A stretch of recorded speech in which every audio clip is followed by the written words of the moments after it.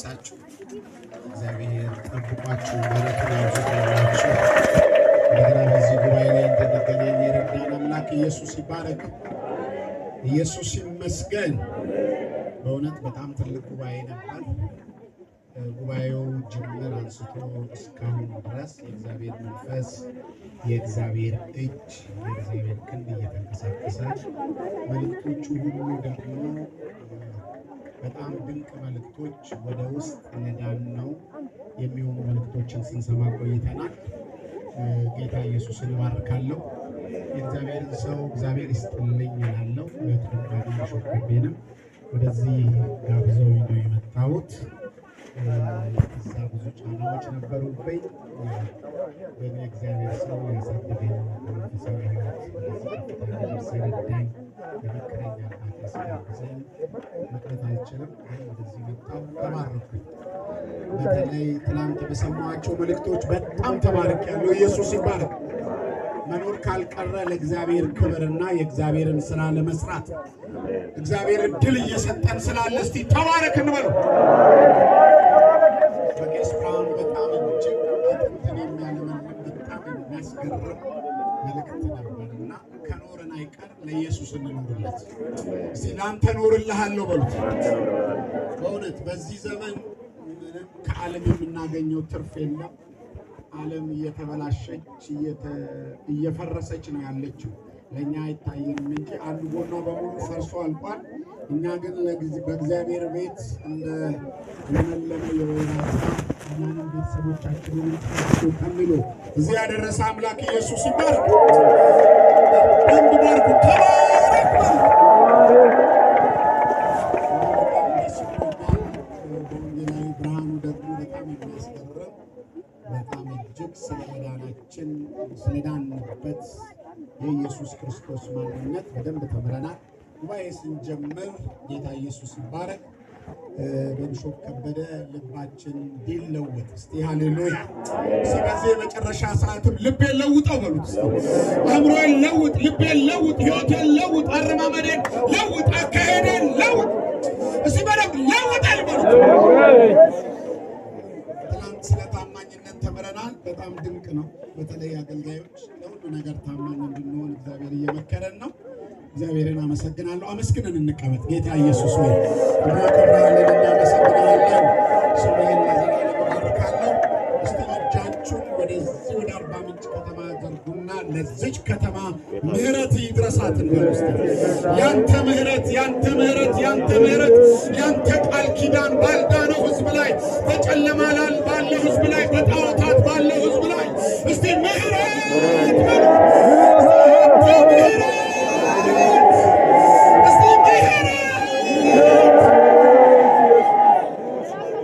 ለእኛ የደረሰ ምሕረት ለዚህ አርባ ምንጭ ከተማ ለጋሞ ቅርንጫፍ ሰበካ በሙሉ የእግዚአብሔር ምሕረት ይድረስ በሉ። ይድረስ የእግዚአብሔር ምሕረት።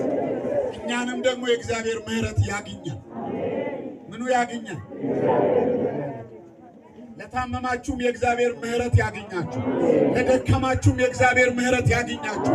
ተስፋ ለቆረጣችሁም የእግዚአብሔር ምሕረት ያግኛችሁ። እስቲ ምሕረቱ ያገኘን። ሃሌሉያ! ዳዊትን ያገኘ ምሕረት ሃሌሉያ! እስቲ ሃሌሉያ! ምሕረት ሲያገኝ ሰው ይፈወሳል። የእግዚአብሔር ምሕረት አግኝቶን ነው ተፈውሰን የቆም ነው። ኢየሱስ ይባርካችሁ። ቁጭ እንላለን። በልቤ ውስጥ እዚህ ስሰብክ የምሕረት ነገር ምስራቅ ከምዕራብ ይርቃል፣ ቀኑ አይታወቅም። እንዲሁ የጌታን ምሕረት ቆጥረን አንጨርሰውም። ምስራቅ ከምዕራብ ይርቃል፣ አይታወቅም። እንዲሁ የጌታን ምሕረት ቆጥረን አንጨርሰውም። እስቲ ምሕረት የተደረገላቸው በእውነት ምሕረት የተደረገላቸው የእግዚአብሔር ምሕረት ያገኛቸው የእግዚአብሔር ምሕረት የነካቸው የእግዚአብሔር ምሕረት የዳሰሳቸው የእግዚአብሔር የእግዚአብሔር ምሕረት ያዳናችሁ የእግዚአብሔር ምሕረት ቸርነቱ ወደ ቤታችሁ ወደ ሕይወታችሁ በተጨነቃችሁ ጊዜ የደረሰላችሁ ስለምሕረቱና መስገኑ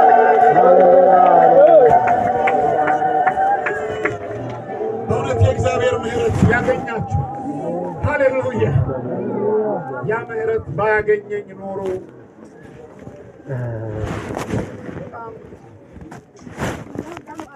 ምሕረት አይናወጥም አለ ዳዊት። ብዙ የሚያናውጥ ነገር ቢኖርም በእግዚአብሔር ምሕረት ምክንያት ግን አንናወጥ። የሚያጠፋን ነገር ሁሉ በእግዚአብሔር ምሕረት። ሃሌሉያ! ስለ ምሕረቱ ተባረክ ኢየሱስ። በጣም በእግዚአብሔር ምሕረት ደስ ይለን ይገባል። የእኛ ጽድቅ የመርገም ጽድቅ አይደል? ጽድቃችን ምንድን ነው? የመርገም ጽድቅ ማለት ታጥቦ ሊነጻ የማይችል የእኛም የጭቃ ማንነት ታጥቦ የማይነጻ ሁል ጊዜ ወደዛ ጭቃ ላይ የሚንከባለን ነው። ነገር ግን የእግዚአብሔር ምሕረት ሃሌሉያ! ሃሌሉያ! ስለታመሙትም የእግዚአብሔር ምሕረት፣ ያልዳኑትም የእግዚአብሔር ምሕረት፣ በሩቅ ላሉትም የእግዚአብሔር ምሕረት ምሕረት ነው። ሲያጠገባቸው ያለችው የእግዚአብሔር ምሕረት ያገኝ፣ የእግዚአብሔር ምሕረት ያገኝ፣ የእግዚአብሔር ምሕረት ያገኝ፣ የእግዚአብሔር ምሕረት ያገኝ፣ የእግዚአብሔር ምሕረት ያገኝ፣ የእግዚአብሔር ምሕረት ያገኝ፣ የእግዚአብሔር ምሕረት ያገኝ፣ የእግዚአብሔር ምሕረት ያገኛችሁ። የእግዚአብሔር ምሕረት ታማችሁ በአልጋ ላይ የእግዚአብሔር ምሕረት ያገኛችሁ። ደክማችሁ ባላችሁበት የእግዚአብሔር ምሕረት ያገኛችሁ። ተቸግራችሁ ባላችሁበት የእግዚአብሔር ምሕረት ያገኛችሁ። ምሕረት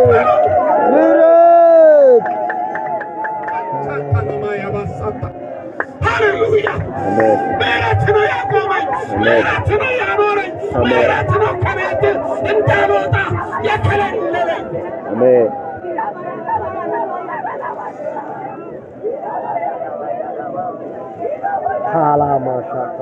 ሃሌሉያ!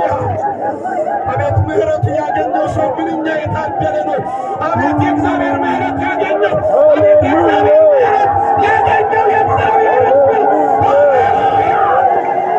አንቻታ ካላማሪያስ ኢራቦላናማያ ታካላቦስ አንተያ አንተ ምሕረት ያገኘን ጌታ ኢየሱስ ቤታችሁን የእግዚአብሔር ምሕረት ያገኝ፣ ልጆቻችሁ የእግዚአብሔር ምሕረት ያገኝ፣ ስራችሁ የእግዚአብሔር ምሕረት ይሙላበት።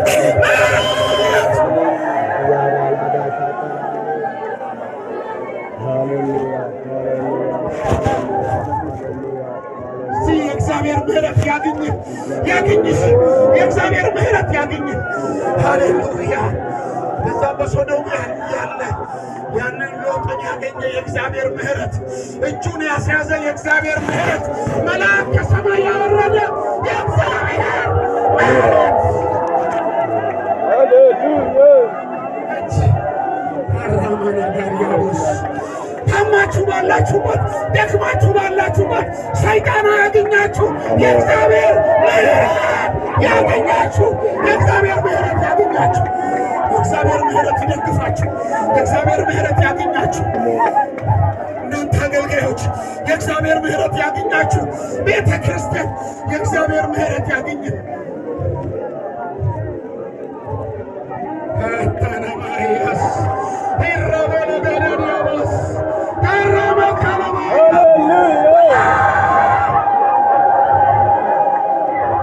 እግዚአብሔር ምሕረት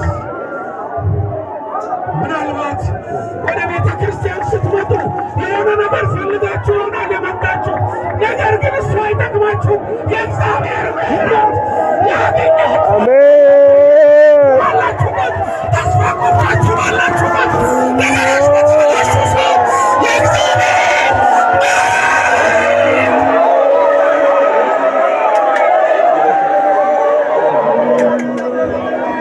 የምሕረት ሰው ሲያገኝ ከወደቀበት ያነሳል።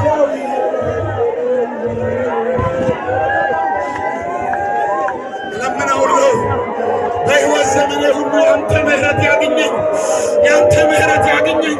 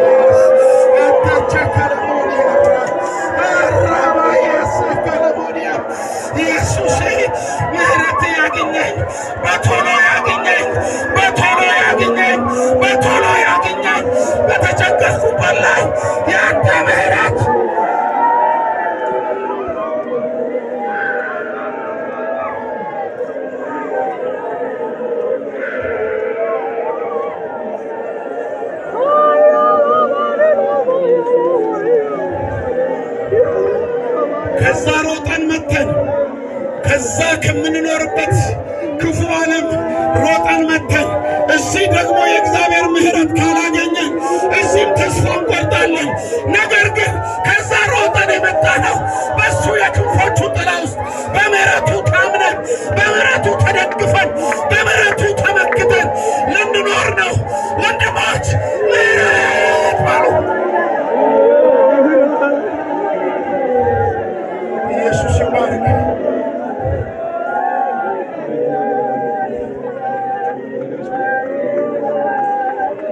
ኢየሱስ ይባረክ። ኢየሱስ ይባርካችሁ። በእውነት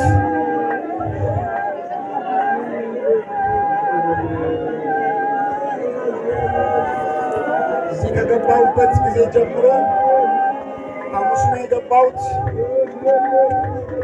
ይሄ መንፈስ ግን አለቅ ብሎኝ ከዛም ስመጣ ከጸሎት ላይ ተነስቼ ነው የመጣሁት። ግን ሌሊቱን ሙሉ ስለ ምሕረቱ ብቻ እየዘመርኩ ስለ ምሕረቱ እየጸለይኩ ይሄ በጨለማ የሚበዘበዘውን ሕዝብ እኮ እኛን ያገኘ የእግዚአብሔር ምሕረት ቢያገኘው እኛን ያገኘ የእግዚአብሔር ምሕረት ቢያገኘው ወደዚህ መምጣት አይከለክለው። እስቲ ኢየሱስ እባክህ ወንድሞቻችንን ውጭ ያለውን በጨለማ ያለውን ያንተ ምሕረት ምን ያድርጋቸው? ያገኛቸው። በውስጥ ያፋችሁን ከፍታችሁ ያገኛቸው።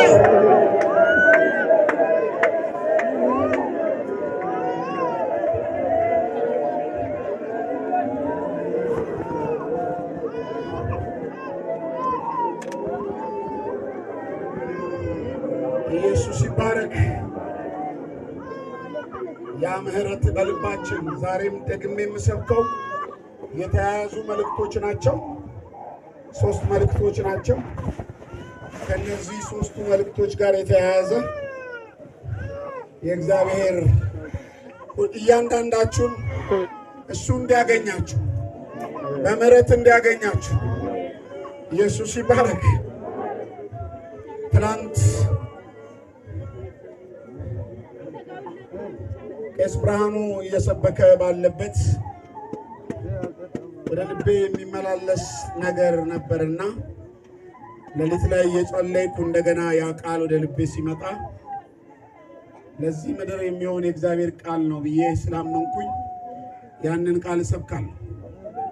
እግዚአብሔር ስለሰጠኝ ቃል አምላኬን አመሰግናለሁ። ዕብራውያን ምዕራፍ 8 ቁጥር 5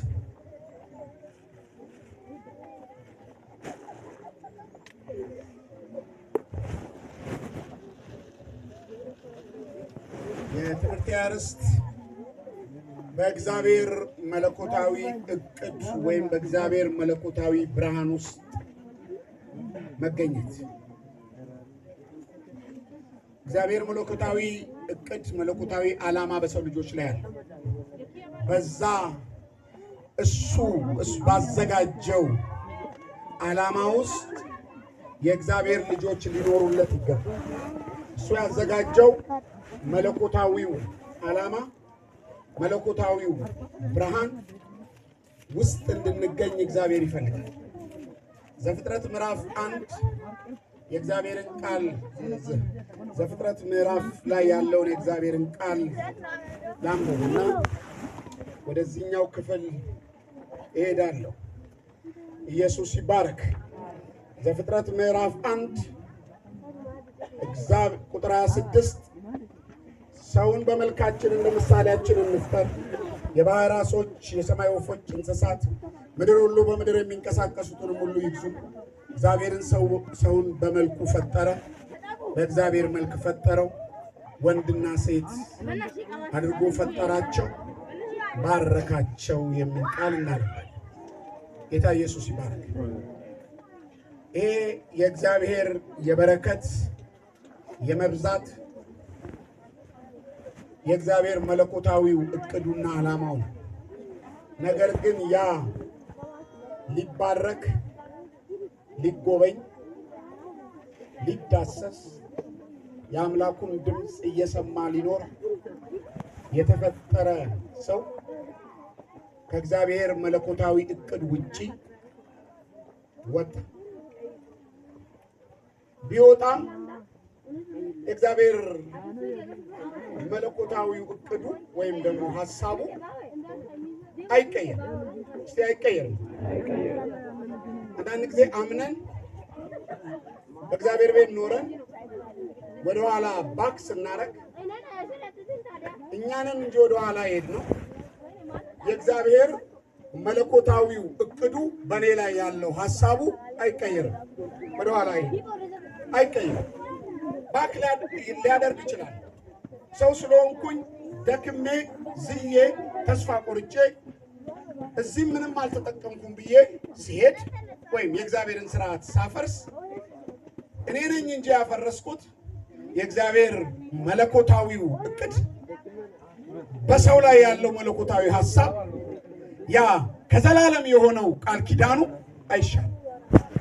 ስለዚህ አዳም ወደቀ፣ ተረገመ፣ ነገሮች ተበላሹ፣ ምድር አሜከላና ሾክ ታብቅል ተባለ፣ አበቀለች። የእግዚአብሔር ግን መለኮታዊውና ዘላለማዊ እቅዱ በምድር ላይ አለ ዛሬ። ሃሌሉያ በሉ። ምድር ሾክ ታብቅል ተብላለች፣ አሜከላ ታብቅል ተብላለች። ሰው ተረግሟል። የእግዚአብሔር እቅድ ግን በዛው ሰው ላይ አለ። በኔ ላይ የእግዚአብሔር መለኮታዊው ዘላለማዊው ሐሳብ በኔ ላይ አለ። ስደክምም አለ፣ ተስፋ ስቆርጥ አለ፣ ወደ ኋላ ስሄድ አለ። እግዚአብሔር ምን አለው? ከማንም ሳይመካከር ያቀደው እቅድ አለ። ያ መለኮታዊው ብርሃን አለ። ያ ብርሃን ነው በሕይወታችን ላይ የሚንቀሳቀሰው። አዳም ወደቀ። ምድር ካንተ የተነሳ ምን ትሁን? የተረገመች ትሁን ተብላለች። እኛ በተረገመው ዓለም ተባርከን እንኖራለን። የእግዚአብሔር ዘላለማዊ እቅድ በተረገመችው ዓለም ላይ ምን ሆነን እንኖራለን? ተባርከን እየዘመርን እየዘለን እያበራን ከክብር ወደ ክብር እየተለወጠን እንኖራለን። ይሄ እግዚአብሔር ዘላለማዊው አይታታማ ነገር ነው። ዘላለማዊ ነው እቅዱ።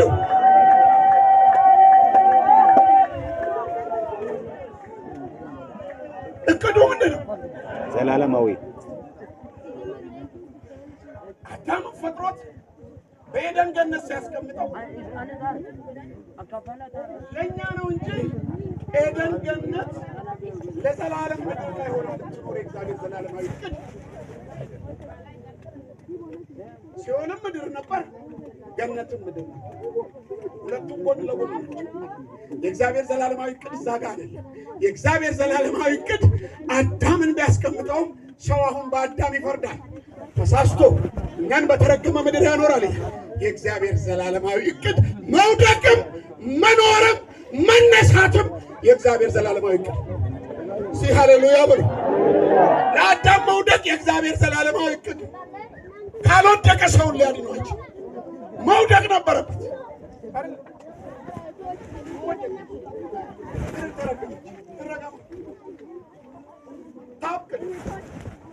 ቸነፈሩ ይውረድባት።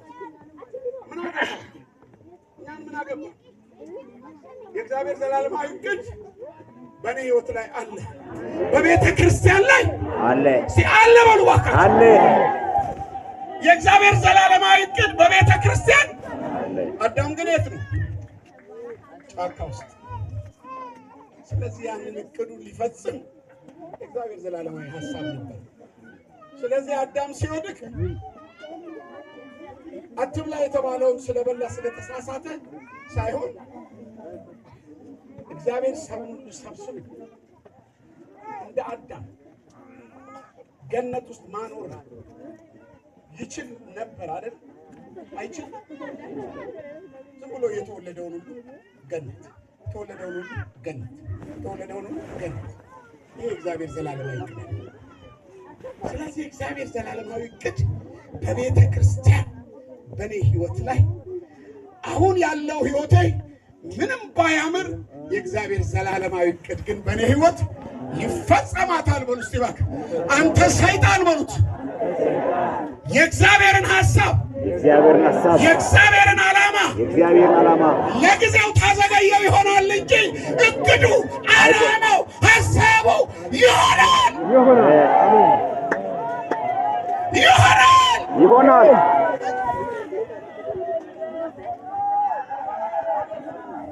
ወድቄ አልቀርም ባክ በለው ሰይጣን ወድቄ አልቀርም ተቸግሬ አልቀርም ተርቤ አልቀርም ታርዤ አልቀርም የእግዚአብሔር ዓላማ የእግዚአብሔር ዘላለማዊ ዕቅድ በእኔ ሕይወት ላይ ይከናወናል። ጠላቴ ታያለህ ወደ ከፍታ ወጥቼ ራስህን ረግጬ ዕቅዱ በእኔ ላይ ይሳካል።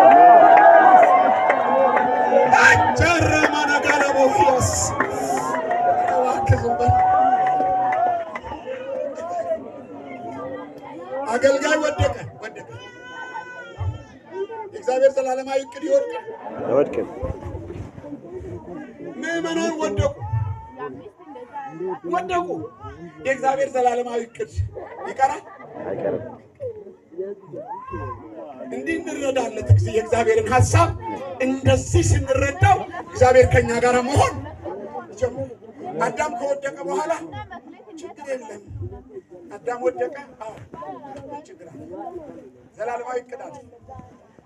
ዕቅዴን እሷ አበላሸው። አዳም ተጎዳ እንጂ የኔ ዕቅድ በአዳምም ላይ ቢሆን ይጸናል። ሲተባረክ ማለት ከዛ ያን ዘላለማዊ ዕቅድ ለመጨረስ ትንሽ ጊዜ ወሰደ። ነው የሚባል ሰው አገኘ። በስራው ጻድቅ የሆነ ሰው፣ እግዚአብሔርን የሚወድ ሰው፣ ለሱ የሚታዘዝ ሰው ተገኘ። ከዛ ሴት የሚባል ሰው ተገኘ። የእግዚአብሔር ዘላለማዊ ዕቅድ ቀጠለ። ሙሴ መጣ፣ እግዚአብሔር ዘላለማዊ ዕቅድ ቀጠለ። እገሌ መጣ፣ የእግዚአብሔር ዘላለማዊ ዕቅድ ቀጠለ። የተበላሸው አይምሰላችሁ። የተበላሸው በእናንተ አእምሮና ሐሳብ ነው። በእግዚአብሔር ሐሳብ ግን ሃሌሉያ ዘላለማዊ ነው።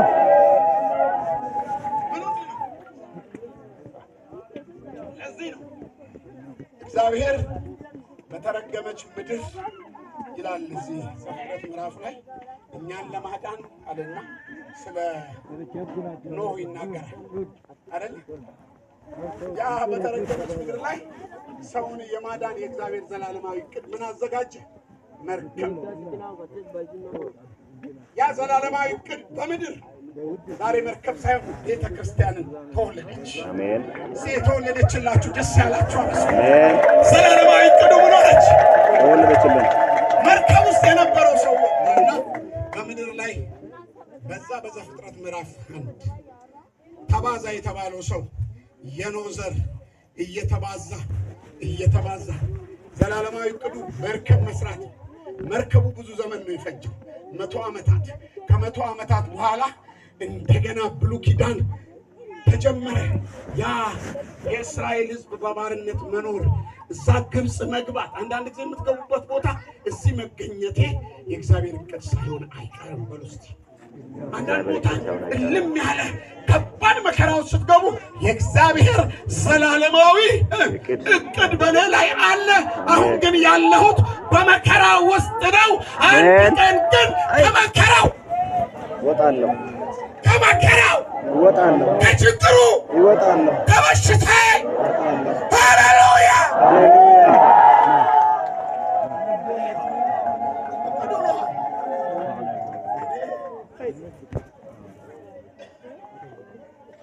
ያ ነገር ተከናወነ። መርከቡ ተሰራ። 8 ነፍስ ዳነ። እቺ ጅምር አጥቢያ ነች። ኮንፈረንስ ለመደገስ አቅም ጉልበት የለም። ሙዚቃ መሳሪያ የለም። ምንም ችግር የለም። በአፋቸው እየሰበኩ ይቀጥላል። የእግዚአብሔር ዘላለማዊ ዕቅድ ሲሳካ እዛ ስንመጣ ካገኘነው መንደር ጀምሮ ሰው ተሰብስቦ እዚህ ይመጣል። አሜን። የእግዚአብሔር ዘላለማዊ ዕቅድ ሰውን ምን ማድረግ ነው? ማዳን ነው፣ ማጥፋት ነው። ሰው ዳግመኛ ረግሜ ያላጠፋውም ያለ እግዚአብሔር በዘላለማዊ ዕቅድ ቤተ ክርስቲያንን በምድር ተክሎ ብዙዎችን ከኃጢአታቸው እያዳነ ዘላለማዊ ሐሳቡን ይፈጽማል። ሲያጠገብ ያለውን የእግዚአብሔር ዘላለማዊ ዕቅድ ይፈጽማል። የእግዚአብሔር ዘላለማዊ ብርሃን ይበራል። በሰው በጨለማው ብርሃን ይብራ ያለ በጨለማው ብርሃን ይብራ ያለ በጨለማው ምን ይብራል? ብርሃን ይብራ። ድቅድቅ ጨለማ አሕዛብን በአንቺ ላይ ግን በዘላለም ዕቅዱ ምክንያት ብርሃን ይወጣልሻል። አሜን።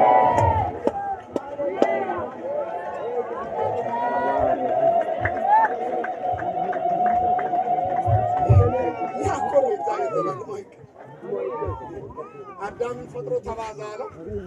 በስጋው ቢባዛ ከዘላለማዊ ፕላንና ዕቅድ ውጪ ነው። ስለዚህ እግዚአብሔር ያን ዘላለማዊ ዕቅድ መፈጸም ይፈልጋል አይደል? ስለፈለገ በስጋው መገለጥ ነበር። ዘላለማዊ ዕቅዱ ካለሱ አይሳካም አይደል? ሲገለጥ በሲኦል ውስጥ ታጉረው ለነበሩ እኔ ነኝ የእስራኤል አምላክ አላቸው።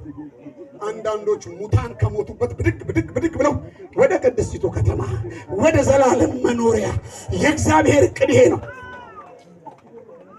ዳዊት የገባው መሰለኝ ጠላቴ ሆይ በእኔ ግን ደስ የሚያነሳኝ እግዚአብሔር አለ። የሚያነሳኝ እግዚአብሔር አለ። ዘላለማዊ ዕቅዱ መነሳት ነው። ዘላለማዊ ዕቅዱ መውደቅ ለጊዜው፣ መድከም ለጊዜው። የእግዚአብሔር ቃል በኢሳይያስ ሲናገር ምንድን ነው? እግዚአብሔርን በመተማመን የሚተባበሩ ኃይላቸውን ያድሳሉ። ይደክማሉ ግን ይታደሳሉ። ይደክማሉ ይታደሳሉ። ይደክማሉ ከዛ ግን ይሮጣሉ። ከዛ ወደ ከፍታ ይሄዳሉ።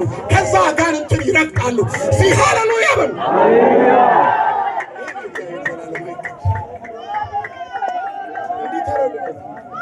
እንደዚህ ከተረዳችሁት ውድቀትንም አትፈሩትም። ስትኖሩም በዘላለማዊ ሀሳብ ውስጥ ነው። ስለ ራሴ ሳስብ ወደ ደቡብ ከመምጣቴ በፊት የሐመርንና የበናን ሕዝብ አየው ነበር። ዝም ብዬ በራእይ ነው የማያቸው። እኔ ሰዎቹ ናቸው በራእይ ሳያቸው ጭቃ የተቀቡ ሰዎች 5ኛ ክፍል መጽሐፍ ላይ አይቻቸዋለሁ። በህልሜ ነው። ይህ ምን አይነት ነገር ነው ብዬ ተውኩት። ከብዙ ዘመናት ቆይታ በኋላ ወደ ደቡብ አሁን እዚህ ቦታ የእግዚአብሔር ዘላለማዊ ዕቅድ ነው ያቆመው እንጂ ከአዲስ አበባ ተነስቼ እዚህ አገልጋይ ለመሆን የኔ ዕቅድ የምትኖሪበት ቦታ የማዕቅድ ነው። እግዚአብሔር ዕቅድ ነው። እልም ካለ ከተማ ወጣችሁ እዚህ ገጠር ውስጥ ለምትኖሩ ሰዎች እስቲ የእግዚአብሔር ዘላለማዊ ዕቅድ በዚህ መኖሬ ነው። የእግዚአብሔር ዘላለማዊ ዕቅድ በዚህ መኖሬ ነው። ሞኛቱን አሁን ቢሾፕ ከበደ ደቡብ ኦሞ ጂንካ ሲመጣ የእግዚአብሔር ዘላለማዊ ዕቅዱ ጂንካ ሂድ የሚል ነው። ጂንካ ግን የእግዚአብሔር ዘላለማዊ ዕቅድ ይጸና ዘንድ ቢሾፕ ከበደን ደቡብ ሁልጊዜ በሕይወታችን ውስጥ ስለሚሆን ነገር ተጠራጣሪዎች አንሆን። እስቲ በጌታ ኢየሱስ ስም የእግዚአብሔር ዘላለማዊ ዕቅድ በእኔ ላይ ይፈጸም። ሰይጣን ግን ምን ያደርጋል? ያስተጓጉላል። ሐዋርያው ጳውሎስ ሰይጣን መንገዴ ላይ ቆሞ አዘገየኛል። ብታዘገየኝም እኔ ጳውሎስ እንደሆነ በሮም ቤተ መንግሥት ሄጄ የእግዚአብሔርን ቃል መስበኬ አይቀርም። በነገሥታት ቤት መስበኬ አይቀርም። በጋሞ አደባባይ ቆመ መስበኬ አይቀርም። እዚህ ከተማው ፕሬዝዳንት ወንጌል መስበክ አይቀርም። የእግዚአብሔር ዘላለማዊ ዕቅድ። ጳውሎስን ምን አለው መሰላችሁ? ጳውሎስ ሆይ በዚህ እንደመሰከርክልኝ በቤተ መንግስቱ በዋናው በሮም አደባባዮች በቤተ መንግስቱ ውስጥ ቆመ ስለማን ኢየሱስ አልችልም አትችላለህ። የሚያስችል አምላክ እግዚአብሔር አለ። ያስችለኛል፣ ያሻግረኛል፣ ያሳልፈኛል። እቆማለሁ በነገስታቶች ፊት። ይህ ቤተክርስቲያን ዘላለም ሁላችሁ እጃችሁን አንስታችሁ ያንተ ዘላለማዊ ዕቅድ በእኔ ህይወት ይፈጸም። አንተ ዘላለማዊ ዕቅድ አሜን። ዛሬ ነጋዴ ነህ። የእግዚአብሔር ዘላለማዊ ዕቅድ እንጀራ እንድትበላበት ነጋዴ ያለው አንድ ቀን ንግዱን አስጥሎ በመሰዊያው ላይ ያቆመ የእሱ ዕቅድ ነው አይደለም። ዶክተሩን ዶክተሬቱን አስጥሎ ኢንጂነሩን ኢንጂነሪንጉን አስጥሎ ኢኮኖሚክስ የተማረውን ኢኮኖሚክሱን አስጥሎ በቃስ ብሎ የእግዚአብሔር ዘላለማዊ ዕቅድ ወንጌል አሸክሞ ምድረ በዳ ይልካል። አሜን። እናንተ ወጣቶች እንጀራ በላለሁ ብላችሁ አታስቡ። እቅድህ በእኔ ህይወት ይሁን። አሜን። በለው አጠገብ ያለውን እቅድህ የእግዚአብሔር ዘላለማዊ እቅድ በእኔ ህይወት። አሜን። ቆይ ሙሴ ቤተ መንግስት ለምን ገባ? ለመኖር አይደል እንዴ? ቆይ ያንን የቤተ መንግስት ኑሮ የእግዚአብሔር ዘላለማዊ ሀሳብ ባይኖር ያስጥለው ነበር? አንተ ለምን አትጥለው? ፋርማሲስት ነው ግን አይጥልም። ለምን? ዘላለማዊ እቅዱ ስላለ። ዘላለማዊ እቅዱ ሲመጣ ፋርማሲውን ማንም ዝጋ ሳይለው ዘግቶት ምን ሆኖ ነው? ተዘግቷል። ዘላለማዊ እቅድ ይሆናል። ዘላለማዊ እቅድ ይከናወናል። እዚህ የምኖረው እንጀራ እየጋገርኩ ሳይሆን ወንጌል እየሰራው ለመኖር ነው። ዘላለማዊ እቅድ ያ ለመኖሪያ ነው። በሉ እባካችሁ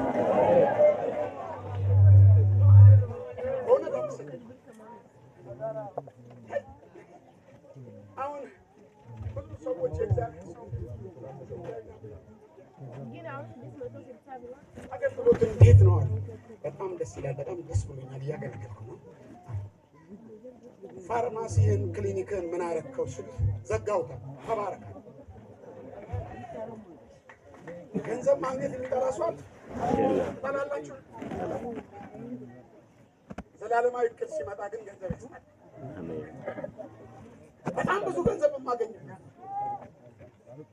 ዘላለማዊ እቅድ ሲመጣ ማንም ሰው ሳይለኝ እህት እንኳን አንድ ቀን ደወለችና ወንድም ተክሌ አንድ ሴት በጣም ታማ ለመሞት ቀርባለች አለች።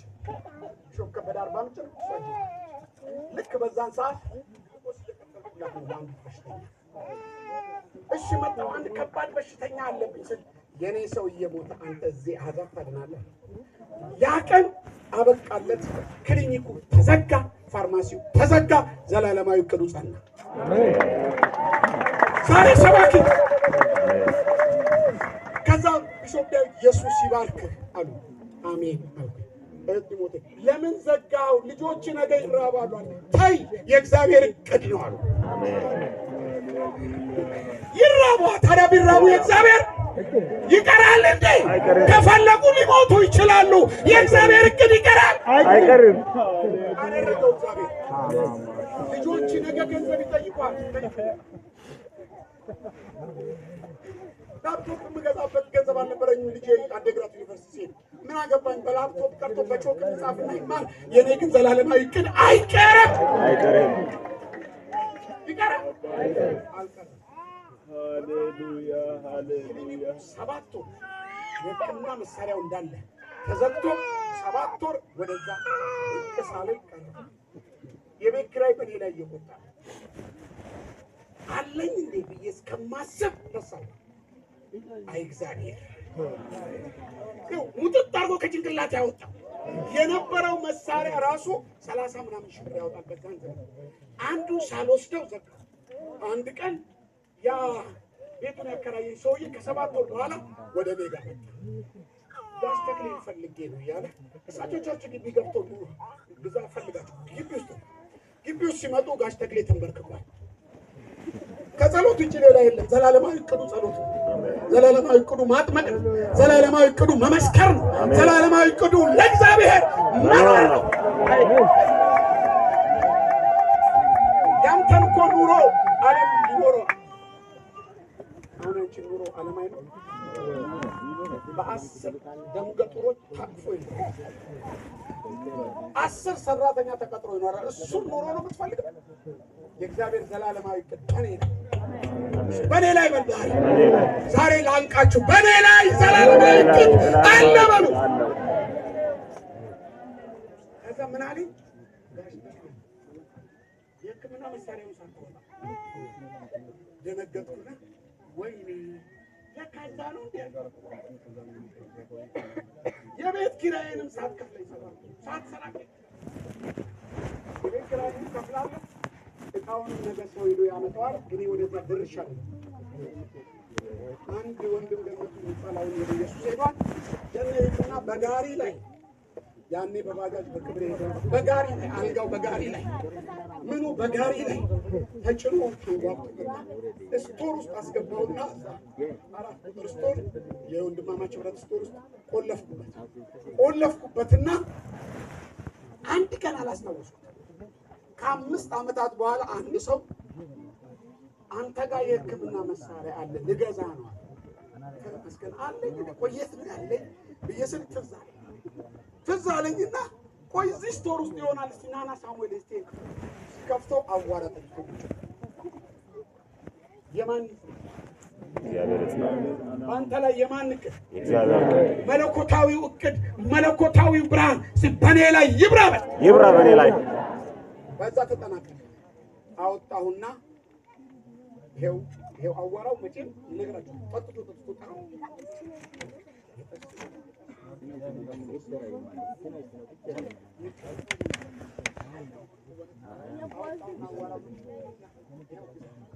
ይሄ የላብራቶሪ እቃዎች ሁሉ አውጣው።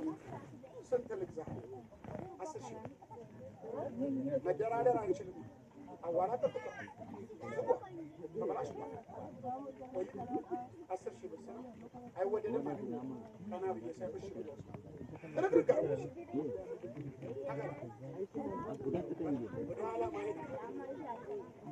ገንዘብ አለኝ የለ የእግዚአብሔር ዘላለማዊ ዕቅድ ባንተ ላይ የእግዚአብሔር ዘላለማዊ ዕቅድ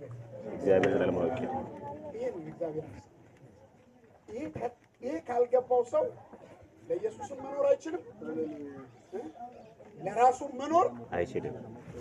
ተባረክ። እጃችሁን አንሱ፣ አትዛሉ። ተባረክ። በጣም ተጠቃቶ አንድ ሰዓት ሰርቼ አይበቃኝም፣ ግን እንደምንም ትንሽ መግፋት አለ። ተባረክ። ስለዚህ በሙሴ የነበረ የእግዚአብሔር ዘላለማዊ ዕቅድ በምድር ላይ ተፈጸመ። የእግዚአብሔርን ቃል አነባ። ዕብራውያን ምዕራፍ 8 ይሄን ካብራራው ዕብራውያን ምዕራፍ 8 ቶሎ ነው ማነብላችሁ። እስቲ ያንተ ዘላለማዊ ዕቅድ በኔ ላይ ይፈጸም። ኧረ እባክህ ቀና በልና እስቲ እጅን ወደ ሰማይ ዘርጋን። ያንተ ዘላለማዊ ዕቅድ በኔ ላይ ይፈጸም። አሜን ሃሌሉያ። ከተናገረው ዋና ነገር ነው። በሰማያት በግርማው ዙፋን ቀኝ የተቀመጠ እንዲህ ያለ ሊቀ ካህናት አለን። እርሱም የመቅደስና የእውነተኛ ድንኳን አገልጋይ ነው። እርሱም በሰው ሳይሆን በጌታ የተተከለች ናት። ሊቀ ካህናት ሁሉ መባን መስዋዕትን ሊያቀርቡ ይሾማሉና፣ ስለዚህም ለዚህ ደግሞ የሚቀርበው አንዳች ሊኖረው የግድ ነው።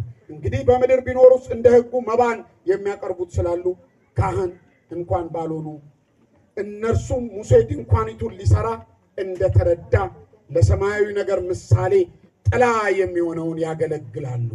በተራራው እንደተገለጠልህ ሁሉን ታደርግ ዘንድ ተጠንቀቅ። ያጠገብህ ያለውን የተገለጠልህን የአንድ አምላክ ምስጢር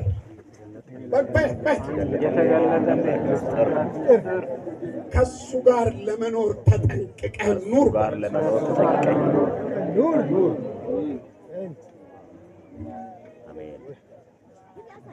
ቤተ ክርስቲያን እዚህ ገና ጅምር ላይ ነው። ለአባቶችን ለቢሾፕ ተክሌ በተገለጠላቸው መሰረት ያስተላለፉትን ሳትበርዘው፣ ሳትከልሰው፣ ሳታሻሽለው አንዳንድ ጊዜ ማሻሻያ እናደርጋለን። ይሄ ሕገ መንግስት አይደለም፣ የሰማያዊው ነገር ምሳሌ ነው በለው። ምሳሌ ነው። ይሄ የሰማያዊው ነገር ምሳሌ ነው። ሕገ መንግስት ነው የሚሻሻለው። እዚህ የሚሻሻል ነገር አንድ ጊዜ ምን ሆኗል? እቺ የገጠር ቤተ ክርስቲያን ነች። ሰው አይችልም። ካልቻልክ ለቀኸው ለሌላ ሰው ስጠው። ለምን መሰለ? በተገለጠልህ መሰረት ልታደርገው። ሰባኪዎች በተገለጠልህ እንጂ ገና የሚገለጥ ነገር የለም። የአንዳም የተገለጠ ነገር አለ። ለሙሴ ተገልጧል። እኛ በተገለጠ ውስጥ ገባ። ስንገባ የሚገልጥ አምላክ አለ። የተገለጠለት የእግዚአብሔር ሰዎች አሉ። የተገለጠላቸው የእግዚአብሔር ሰዎች ለኛ በገለጡልን መሰረት የአንዱን አምላክ ምስጢር ተረድተን ምን ይፈልጋል? ምን አይነት መስዋዕት፣ ምን አይነት ህይወት፣ ምን አይነት ኑሮ እንደተገለጠ ቦታው ቅድስና ይፈልጋል። ቦታው የእግዚአብሔር ፍርሃት ይፈልጋል። ምን ሆነ? ተጠንቅቀ ያተገብ ያለው ተጠንቅቀሽ ኑሪ። ተጠንቅቀሽ ኑሪ። በቤተ ክርስቲያን ተጠንቅቀሽ ኑሪ። በክርስቲያን ስትናገር እንኳን ተሳስተህ ክፉ ነገር እንዳትናገር ተጠንቅቀህ ተናገር።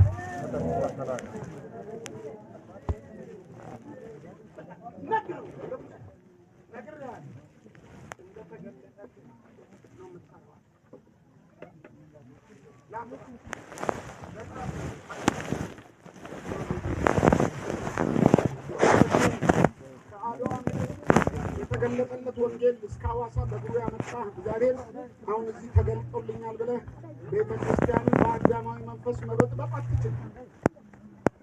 የተገለጠ አንዴ ምን ሆኗል?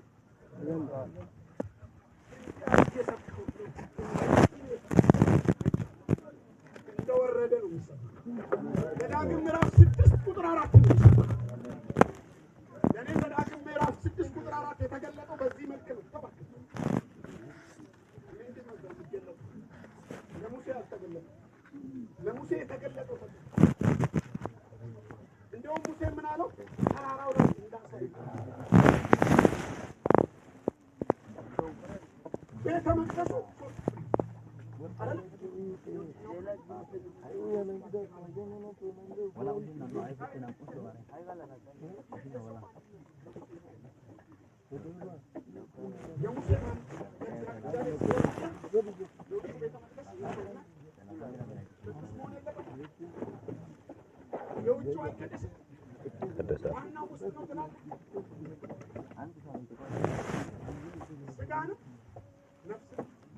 ከሚያረክሱ መንፈስን ከሚያረክሱ ከክፉ ነገር እንደተገለጠልህ ዋናው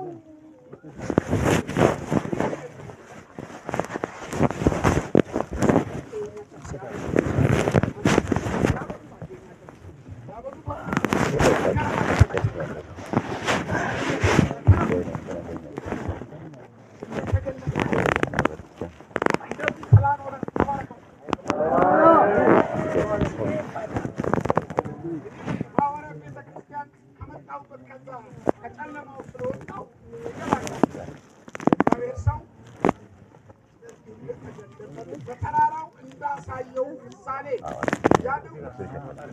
ያደርጋሉ። ችግር የለውም። ለዚህ እግዚአብሔር ሰዎች ችግር የለውም። ለዚህ እግዚአብሔር ሰዎች ችግር የለውም።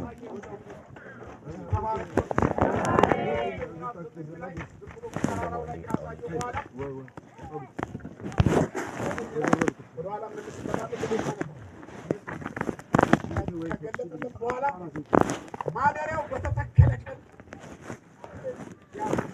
ማደሪያው ሲተክለው ደመናው የምስሉ ችግር የለውም። ከማታም ጀምሮ እስከ ጠዋት ድረስ በማደሪያው ላይ እንደ እሳት ይመስላል። ሁል ጊዜ ነበር በቀን ደመና፣ በሌሊትም የእሳት አምሳል ይሸፍናል። ደመናውን ከድንኳኑ ላይ በተነሳ ጊዜ በዚያን ጊዜ የእስራኤል ልጆች ይዋጉ ነበር። ደመናው ልክ የእግዚአብሔር ማደሪያው ሲተክል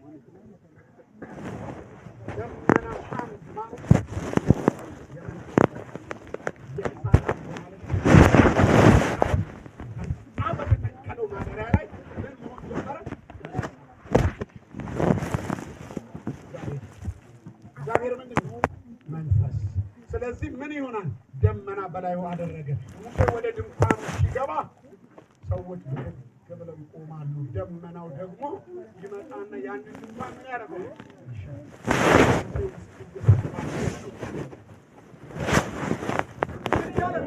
እየተነጋገረ ነው ሙሴ ከማን ጋር?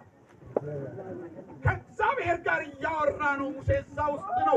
ስለዚህ ሰው በሙሉ ደመናው እዛ ሲከበው የእግዚአብሔር ቃል ሲመጣ ያይ በዚህ የተሰራች ቤተክርስቲያን ውስጥ ማን የሚመራት? ቢሾፕ ከበደ ነው? ቢሾፕ ተክሌ ነው? ቢሾፕ ደጉ ነው?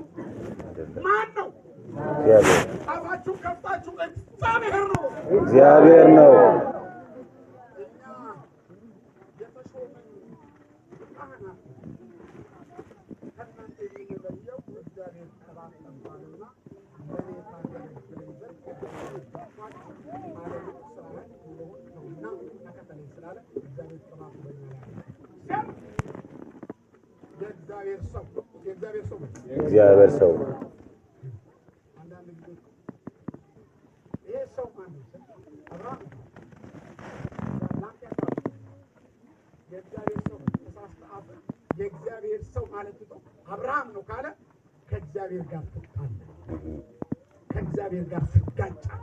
ስለዚህ ማደሪያው ውስጥ ሲገባ እግዚአብሔር ከሱ ጋር ያወራል። እንደ ማርያምና እንደነዛ እንደነዳታን እግዚአብሔር ከኛ ጋር ያወራል ማለት አያወራም። እግዚአብሔር ካንተ ጋር የሚያወራው በዚህ ድንኳን ውስጥ በማደሪያ ውስጥ በቀባው ሰው በኩል ይናገራል። እግዚአብሔር ለሕዝቡና ለቅዱሳኑ ልባቸውን ወደ እሱ ለሚመልሱ ይናገራል።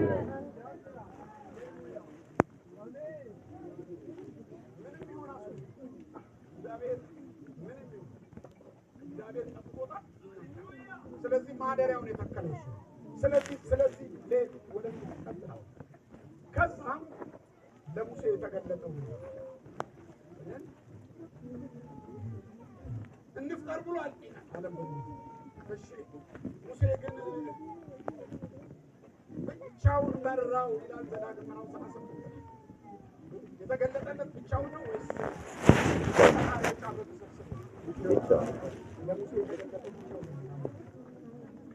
ለሙሴ የተገለጠው አንድ አምላክ ነው።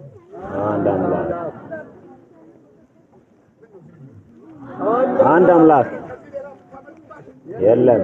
አንድ አምላክ ኢየሱስ፣ አንድ አምላክ ኢየሱስ። ለሙሴ ሲገለጥ በዘዳግም ምዕራፍ 32 ላይ ሲገልጥለት እስራኤል ሆይ ስማ አምላካችን እግዚአብሔር አንድ እግዚአብሔር ነው የተገለጠለት። ሌላ ምስተምራ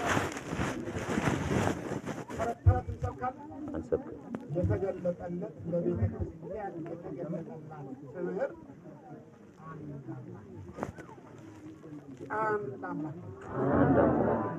ሁለተኛው የተገለጠላት በበጎችና በፍየሎች ደም፣ በኮርማዎች ደም፣ በጊደር ዓመት ሰው ላይ እየተበጠበጠ ደሙን ይረጭብሃል። አሁን እዚህ ደም በጥብጬ የፍየሉን ደምና የበጉን ደም እንደ ብሉይ ኪዳን ብረጭ ነጩን ልብሴን አበላሸው። ነጩን ልብሴን አበላሸው። ይሄ ሰውዬ አእምሮ አይሰራም። ድሮ የጊደር ዓመት የፍየሎች ደም ውሃ ተቀላቅሎ እንደዚህ ያማሩ ወጣቶች ይኸውልህ ይሄ እግዚአብሔር ያዘጋጀልህ የኪዳኑ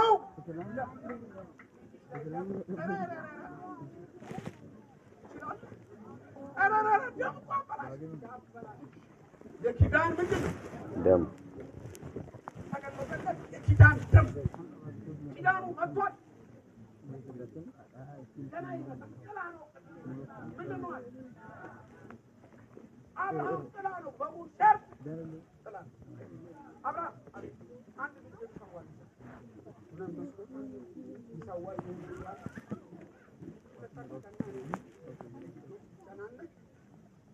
አባቴ አቤት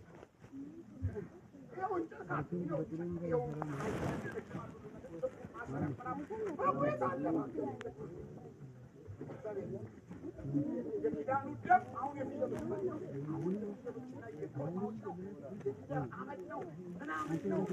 አሁን አዲስ ኪዳን ሲመጣ ግን ያዘጋጀው ሰውነት በግ ይመጣል። ጥላ የነገር ጥላ ነው። እንግዲህ ያለው እንዳታፈል ቸርችን እዚህ ጋንታ ላይ ያለችው ቸርች ጋንታ እንዳታስመስለው፣ እዛ ቦረዳ ያለው ቸርች ቦረዳ እንዳታስመስለው። ጥላ ነው። አዲስ ኪዳን ነው ይሄ። የአዲስ ኪዳን አገልጋዮች ነን። የአዲስ ኪዳን አገልጋይ ነው። አዲስ ኪዳን አገልጋይ የምን አገልጋይ? የአዲስ ኪዳን አገልጋይ በመንፈስ የሚያመልኩ፣ በመንፈስ የሚዘምሩ፣ በመንፈስ እልል የሚሉ፣ በመንፈስ የሚሰጡ፣ በመንፈስ የሚባሉ። ሃሌሉያ!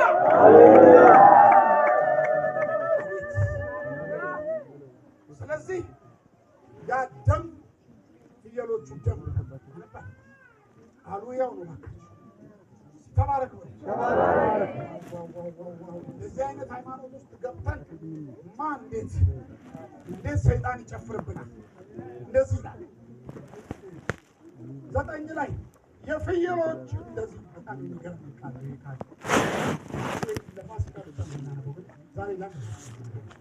ስለዚህ ፊተኛው ኪዳን እንኳን ያለ ደም አልተመረጠም። ዕብራውያን 9 ፊተኛው ኪዳን በምንድን ነው የጻፈው? በደም ፊተኛው ኪዳን በደም፣ ኋለኛው ኪዳን በደም። ደም ሳይፈስ ስርየት ኃጢአታችሁ የተሰረየላችሁ ቆም በሉና በጭብጨባ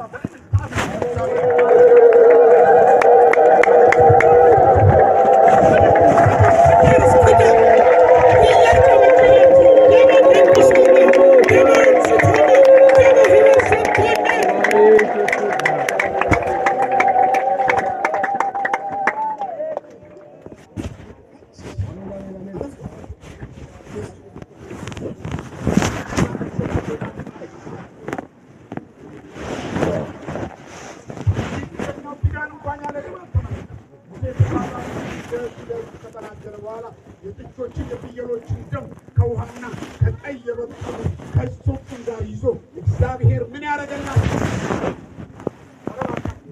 እግዚአብሔር ያዘዘልኝ ሰው ያዘዘው ጥምቀት ሌላ ነው። እግዚአብሔር ያዘዘልኝ ጥምቀት በደም መታጠብ። አሜን። ማን ያዘዘው?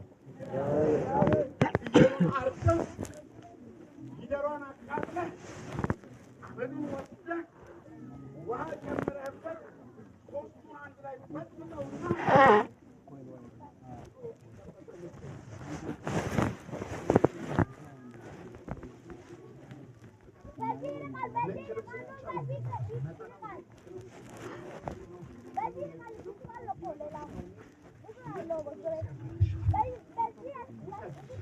እግዚአብሔር ያዘዘልህ እግዚአብሔር ያዘዘልህ ፊት ላይ ጠርቶ አይን ውስጥ የሚገባው እግዚአብሔር ያዘዘልህ የምትነጻበት ደሙ ያነጻችሁ፣ አሜን። ደሙ ያጠባችሁ፣ ደሙ ሕይወት የሰጣችሁ፣ ደሙ ሰላማችሁ ይሆነላችሁ። ሃሌሉያ!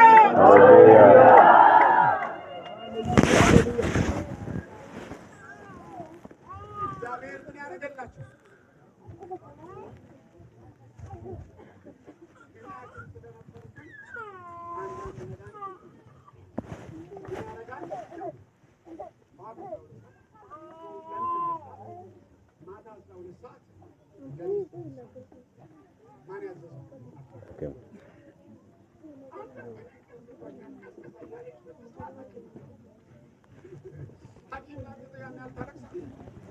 እግዚአብሔር ያዘዘልህ የኪዳን ደም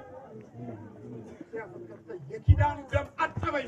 የኪዳኑ ደም አጠበኝ። የኪዳኑ ደም ምን አደረገኝ? አጠበኝ፣ ቀደሰኝ፣ አጠበኝ፣ ሰው አደረገኝ፣ የእግዚአብሔር ልጅ አደረገኝ። ተመስገን። ገበያ ሄደ ወንጌል ሲሰበክ እጅህን አውጥተህ ነው ያመንከው። እዚህ ግን የኪዳን ደም አለ።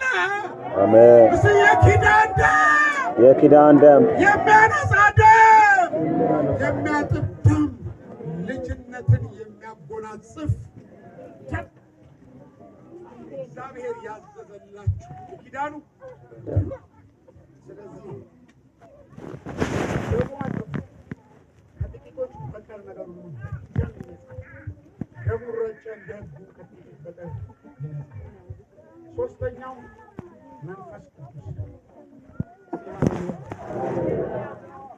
እግዚአብሔር ዘላለማዊ ሀሳብ ውስጥ ነው ያለው። እግዚአብሔር ያዘጋጀው መንግስት አለ። በዛ ዘላለማዊ መንግስት ውስጥ ነው የምንኖረው። ደመናው ይወርድ ነበር። ያኔ ደመናው ምን ያደርግ ነበር? ይመራቸው ነበር።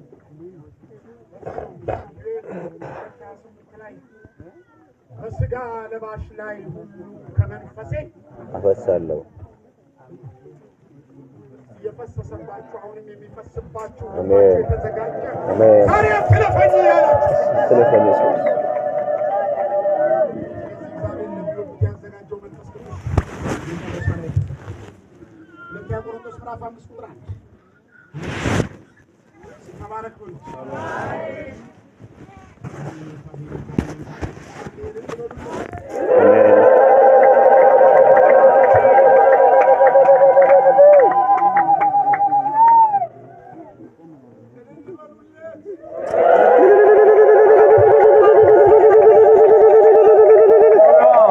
መስገን ሁለተኛ ቆሮንቶስ ምዕራፍ 5 ድንኳን የሚሆነው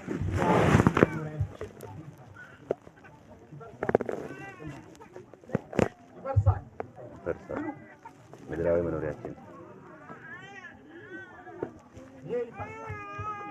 ወይም ተክሌም የተወሰነበት ዘላለማዊ ሰራ ዳዊት ዘላለም ከዛ በኋላ ፈረሰ። ካገለገለ በኋላ ዘላለማዊ ቅዱ ማገልገል ነው። አገለገለና ሲጨርስ ያ ጉልበታም አንበሳና ድብደብ እችላለሁ እያለ ይፎክር የነበረው ሰውዬ መጨረሻ ላይ አቅሙ ሁሉ አልቆ መጨረሻ ላይ በተሟጠጠ ጉልበቱ ልጁ ሰለሞን ዙፋን ላይ ሲወጣ ከአልጋ መውረድ አይችልም። ምን አለ? አልጋው ላይ ሆነና አቤት የእስራኤል አምላክ እንደው እኔን እንደው በንጉሥ በዙፋን ላይ ይቀመጥ አልከሆነ የሚወጣው ያልከውን አሳየኝ፣ ከአልጋ መውረድ አልችልም፣ ልፈርስ ነው አለ።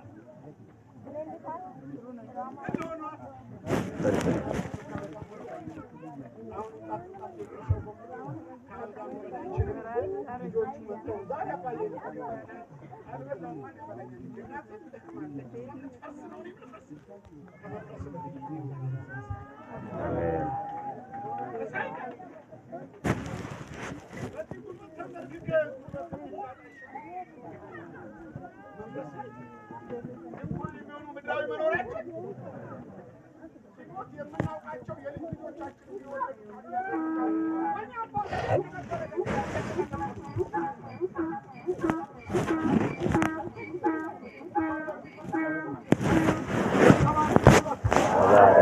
ደስ ብሎኛል። ተባረክ እላለሁ።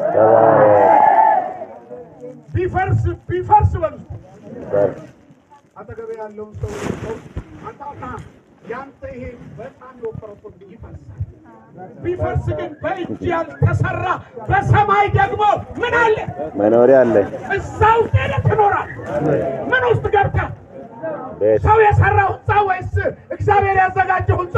እግዚአብሔር ያዘጋጀው በደሙ የተገኘ ህንፃ፣ በልጅነት የተገኘ ህንፃ። አሜን ኖራለሁ።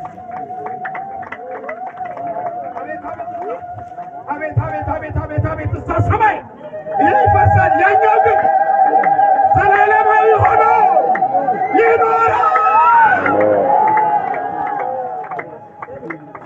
የሚፈርሰው አብላኝ፣ አጠጣኝ፣ እጠበኝ፣ አሳክመኝ፣ መርፌ አስወጋኝ፣ ኤክስሬ አስነሳኝ፣ እንደዚህ አድርገኝ። ምኑ ነው ይሄ? ይህ ሁሉ ስቃይ ለምኑ? ይህ ሁሉ አፈር የምትበላው? እኔ እኮ 27 ዓመታቶች በመንግስት ስራ ላይ አፈር በላሁ። ለሚፈልስ ከዛ አንድ ቀን እግዚአብሔር በመጥራት የማይሰሙ ታምራት ሰራኝና ተወጣ አንድ ጊዜ ኦሙራ ገባ አንደኛ አንጋቶ አንዴ ሙሲ አበላለው ሲሉ እሳት ስሮ ለሚፈልሰው ደከምኩና ለማይፈልሰው አሜን ለማይፈልሰው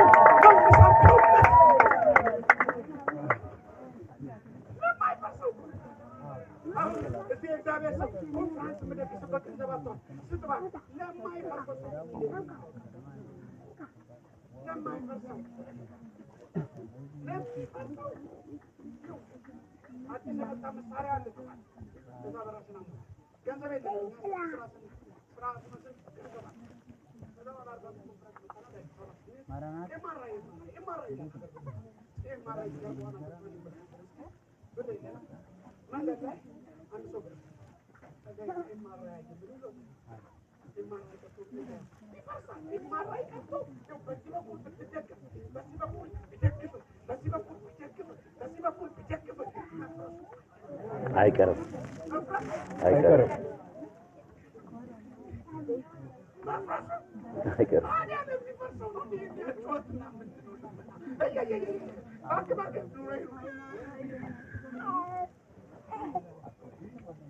የማይፈርስ ህንፃ ምን አለ?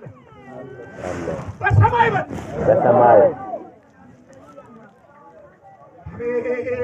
ይሄ እኮ ከዳር እስከ ዳር እልል ያሰኛል። በሰማይ ያለ በእጅ ያልተሰራ የዘላለም ቤት የሚሆን እግዚአብሔር የተሰራ ህንፃ እንዳለን እስቲ አውቃለን። በዚህ ውስጥ ሆነን በእውነት ነገ ትምህርት ቤት የምከፍለው የለም፣ ራሴን አሞኛ ሐኪም ቤት የምሄድበት የለም፣ ጥቃት የምለብሰው ልብስ የለም፣ ጥቃት ኧረ የማያስቀምጥ መንፈስ ቅዱስ የታወደ እግዚአብሔር ነገር እያለ አሜን። የምድራዊ ነገር እያስቃመጠን እስከ መቼ እንኖራለን? በጌታ በኢየሱስ እኔ አልቃትትም በሉ እባካችሁ። የምድራዊው ነገር እግዚአብሔር ሰው ሾፈሬ ምን አለ? ሾፈሬ ማለት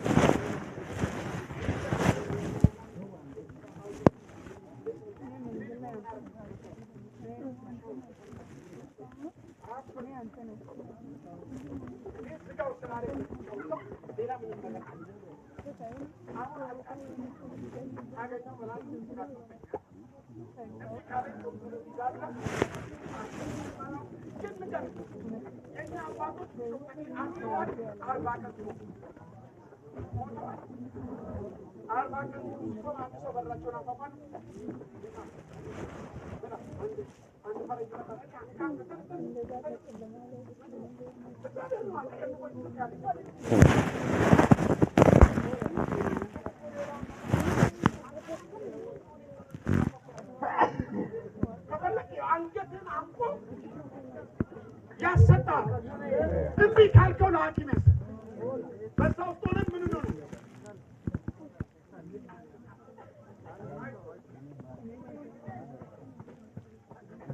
ወደ ታች ዱረንላችሁ እችን ቃል ብቻ ከሰማይ የሚሆነው መኖሪያችንን እንድንለብስ እስቲ ሃሌሉያ የለበሳችሁ ዛሬም ለመልበስ የምትፈልጉ የለበሳችሁ እልል እያላችሁ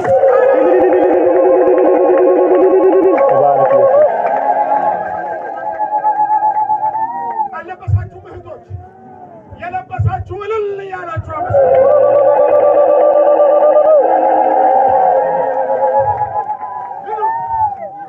ጌጠኛውን ልብስ ለብሰናል ክርስቶስ። አሜን ሃሌሉያ እንድንለብስ እናፍቃለን። ዛሬ የሐዋርያትን ወንጌል የአንድ አምላክ ምስጢር በኢየሱስ ክርስቶስ ስም ጥምቀት የመንፈስ ቅዱስ ሙላት ለመልበስ መንፈሱን ለመጠጣት በደሙ ለመታጠብ የምትናፍቁ ካላችሁ መጨረሻ እንጋብዛችኋለን። ይሄ ልብስ የትም ቦታ አይገኝም። ይሄ ልብስ እዚህ ነው ያለው። እስቲ ሃሌሉያ ለብሰን አቤት መኖሪያችንን እንድንለብስ እናፍቃለን። ለብሰን ራቁታችንን አንገኝ። ሰይጣን እኔን ራቁቴን አታደርገኝም። እኔን ራቁቴን አታደርገኝም። እኔን ራቁቴን አታደርገኝም። ኃጢአት አሰርቶ ራቁቴን ያኖራል በጌታ በኢየሱስ በኢየሱስ ራቁታችንን አንገኝም።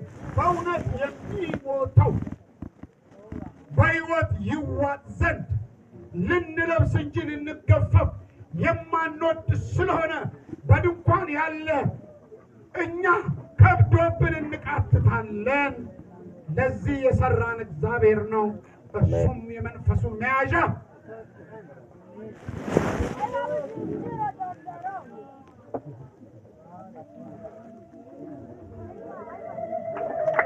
አሜን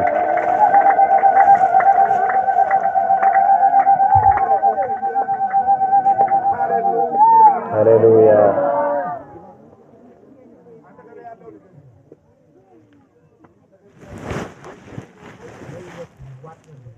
የሚሞተው በሕይወት ይዋጥ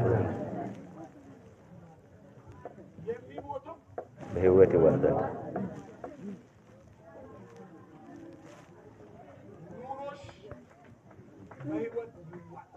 አሜን አሜን አሜን አሜን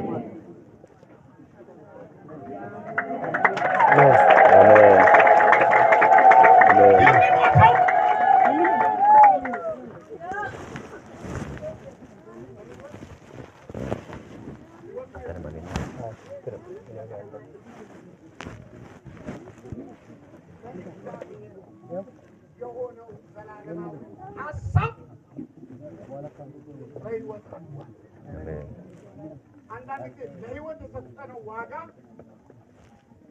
የሚሞተው ይበልጣል። በደንብ ታረጋግጡ። የሚሞተው ሕይወት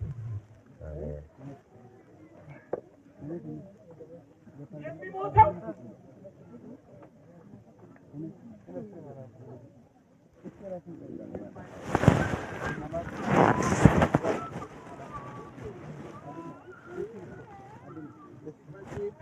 በኢየሱስ ስም በኢየሱስ ስም በኢየሱስ ስም በኢየሱስ ስም በኢየሱስ ስም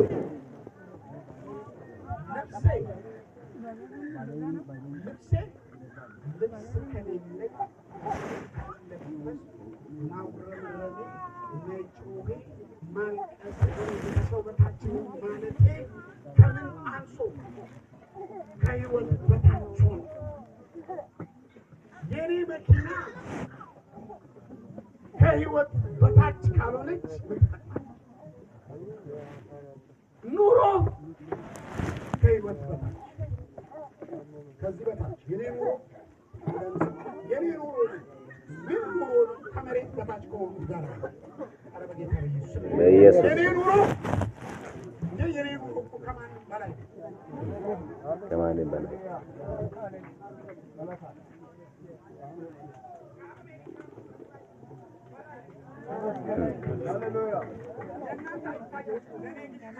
አሜን ለኔ ስለሚታየኝ የሚሞተው በሕይወት ይዋጥ ዘንድ እስቲ መዳናችን ሁሉንም ነገር ይዋጠው። አሜን እስቲ በደንብ በሉ ይዋጠው ይዋጠው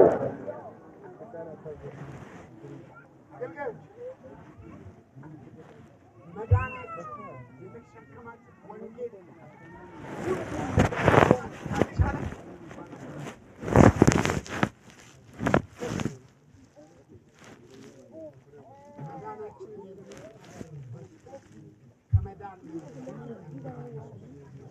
ገንዘባችን እውቀታችን በሕይወት ይዋል።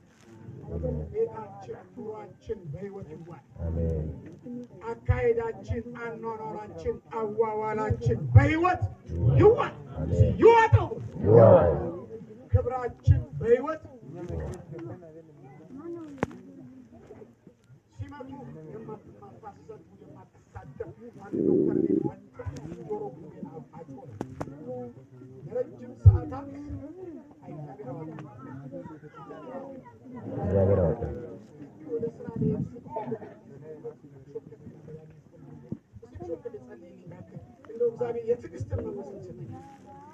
ለካንተፊው ከፊት ያለ ክርስቲያን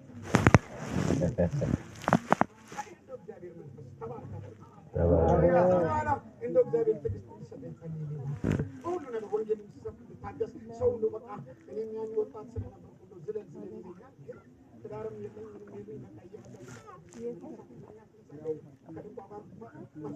ምስክር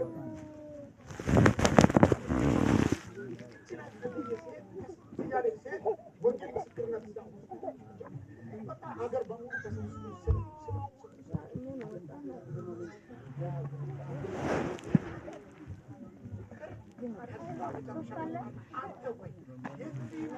ሃይማኖት እንደ ተራ እንደ ቆሻሻ የምትቆጥር አንተ ማን ስለሆንክ ነው? እንካ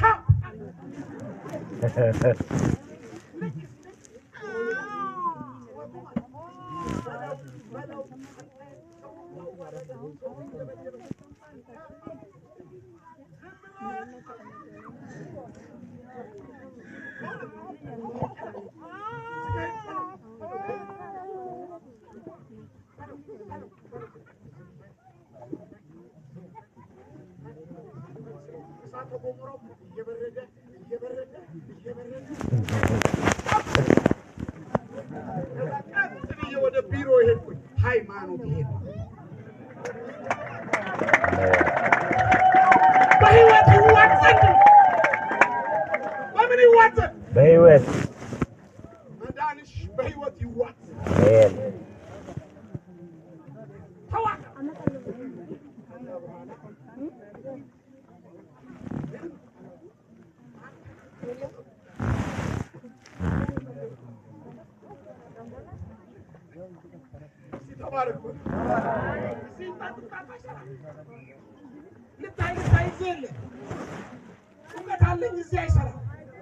ፕሮፌሰርነት እዚህ አይሰራም።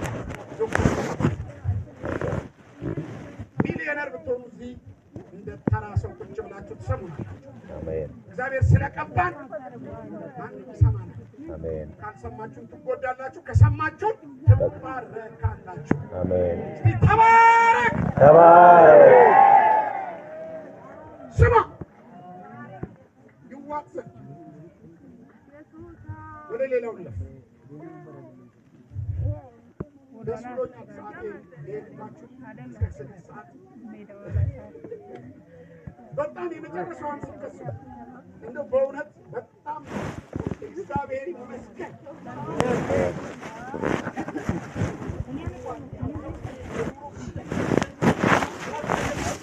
በምን ይዋጥ በህይወት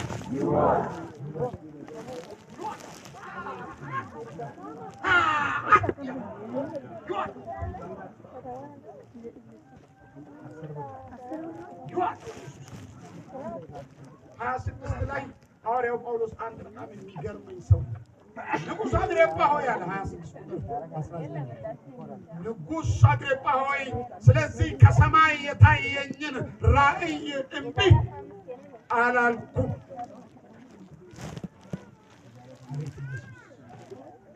ከሰማይ የታያችሁ ለጳውሎስ አንድ ብርሃን ይሄድ ያለ እኔ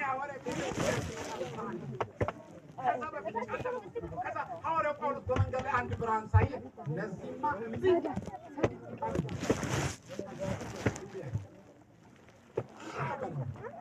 ወንጌሉን ምን አደረገ? ለራእዩ የማይታዘዝ ትውልድ በቤተ ክርስቲያን አይፈጠር። በጌታ ኢየሱስ ራእዩ እምቢ ያላለው ራእይ ምንድን ነው? ሐዋርያው ጳውሎስ በገላትያ ምዕራፍ 1 ቁጥር 21 ላይ ሲናገር 12 ላይ ሲናገር ከሰው አልተማርኩም። የአንድ አምላክን ምስጢር ከሰው የኢየሱስን ስም ጥምቀት ከሰው ከየት ነው ያየው? ዛሬ የሐዋርያት ወንጌል ከየት ነው? ከሰማይ የታያችሁ ብርሃን እያከበራችሁት አክብሩት።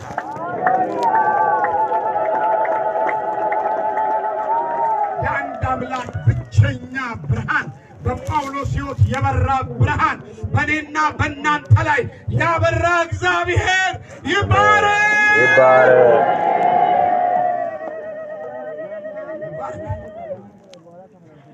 ለዚህ ነው ሐዋርያው ጳውሎስ ለማይታይ እምቢ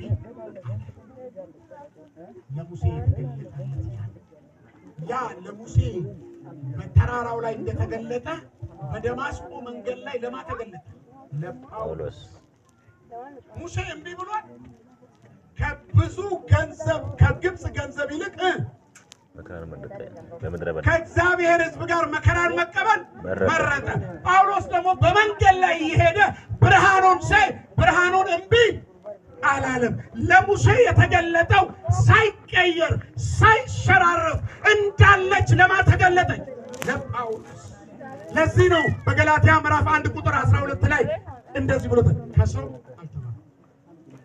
ከሰው አልተቀበልኩም ከሰማይ የታየኝ ብርሃን አለ ወንድሞች ወጣቶች ከሰማይ ብርሃን እንኳን ባይታያችሁ አባቶቻችሁ አይተው በቆሙት መሰረት ላይ እናንተ እሺ ብላችሁ ኑሩ አሜን እሺ በሉ እሺ ለወንጌል ጉዳይ እሺ ይሄ ብርሃን ሲመጣ በአንደኛ እዛ ብርሃኑ ሲመጣ አንድ ብርሃን አበራለት ምንና ምን የኃጢአት ስርየትና የማያልፍ ጳውሎስ ያ ብርሃን ሲበራለት ተነስተህ ሐናንያ ወደሚባል ሰው ጋር ሂድ ተባለ ሐናንያ ጋር ሲሄድ በመንገድ የተገለጠ የማን አምላክ አንተ የምታመልከው የማን አምላክ አፍን ክፈት የማን አምላክ የአባቶቼን አምላክ በል እባክህ የአባቶቼን አምላክ በሉ የአባቶቼን አምላክ በመንገድ የታየኝ የአባቶቻችሁ አምላክ ከዛ በኋላ ወደዛ ሐናንያ ቤት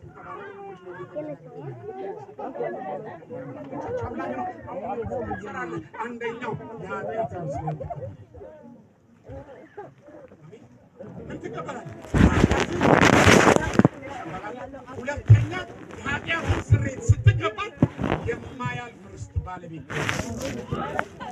ለዚህ ነው ሐዋርያው ጳውሎስ የማያልፍ ርስት አለ ጴጥሮስ ሁለተኛ የወለደን የጌታችን የኢየሱስ ክርስቶስ አምላክና አባት ይባረክ አራፍን ከፈትና ይባረክ